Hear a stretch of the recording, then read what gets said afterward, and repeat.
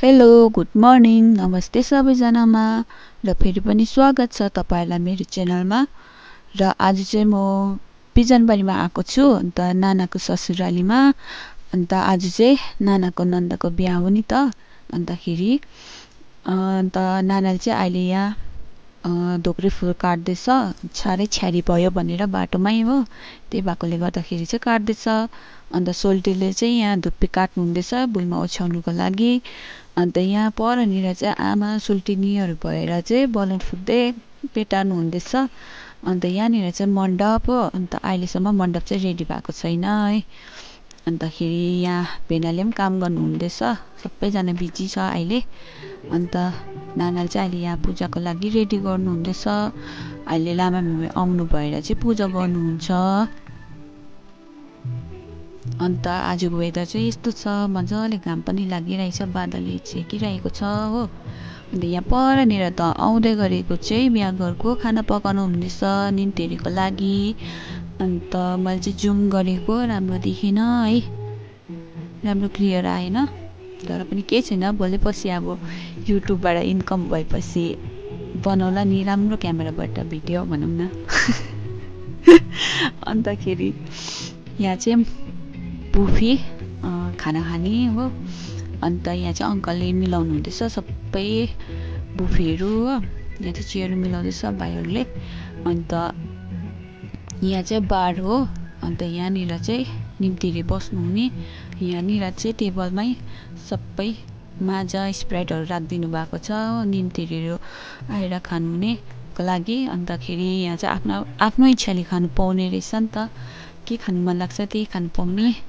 अब कसैलाई भनिरहनु पनि नपर्ने रहेछ नि त हो। अब सक्यो भने त ल्याइदिनु पर्यो। अन्त यहाँ चाहिँ मण्डप रेडी हुन आँटेको छ। अन्त यो चाहिँ गिफ्ट। अन्तखेरि यहाँ पनि बस्ने निम्तिहरू नै नअट्ने जति त्यहाँ परनिर हो। अन्त यहाँ चाहिँ बाजेले चेयरहरू मिलाउनु हुँदैछ, सफा पनि गर्नु हुँदैछ हो। अन्त यहाँनिर चाहिँ टेबलमा पनि, यहाँ पनि टेबलमा चाहिँ यसरी नै सजाउनु भएको छ माजा स्प्राइट कोकहरू है। अन्त यहाँनिर चाहिँ खाना पकाउने परबाट मैले अघि देखाउँदै थिएँ है जुम गरेर। अन्त यहाँ चाहिँ सिन्टेक्समा पानी भर्नु पर्ने छ, अलिकति पानीको दुःख छ नि त यहाँनिर, त्यही भएर। अन्तखेरि यहाँ परनिर चाहिँ गेट बनाउनु हुँदैछ हो। अन्त यहाँनिर चाहिँ अब आई लभ किजुम भनेर त्यो एउटा बोर्ड टाल्ने अरे हो, अब बोर्डै भनौँ न। अन्तखेरि म पनि रेडी भएर चाहिँ बाहिर निस्केँ हो। अन्त म चाहिँ यस्तो देखिएको छु।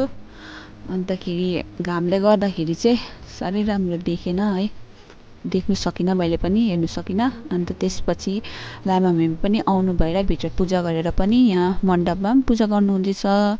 त्यसपछि मेरो फुल ड्रेसमा चाहिँ अब यस्तो देखेको छ है।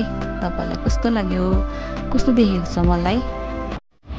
अन्त आप्पा आमा पनि आउनुभयो हाम्रो तग्दाबाट भनौँ न होइन। आप्पा आमा आनीहरू पनि आउनुभयो, झन्डै बाटो नचिनेर चाहिँ पुल बजारपट्टि जानुभएछ। जन्ती पनि आउनुभयो। अन्त लम्मीहरूले चाहिँ बाटोमै सब राख्नुभएछ।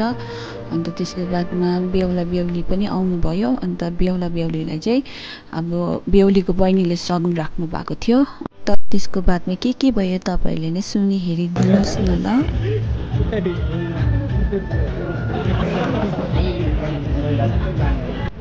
आउँदा आउँदै लागेको त्यो राम्रो स्मोक गर्दै हो, खोल्छै जाउँछ।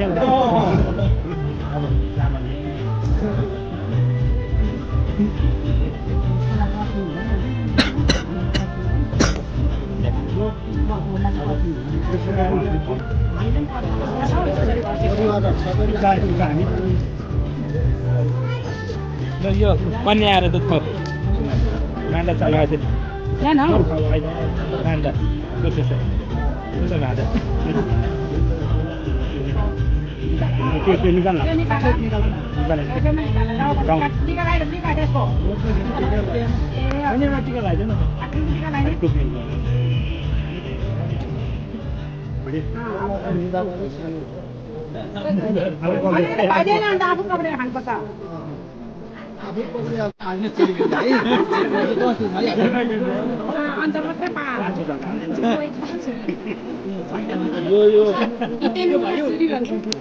यो भएको छ मैले हाल्नुपर्छ यसमा बहिनीले होइन नि फेरि एउटा छैन ए थैलो त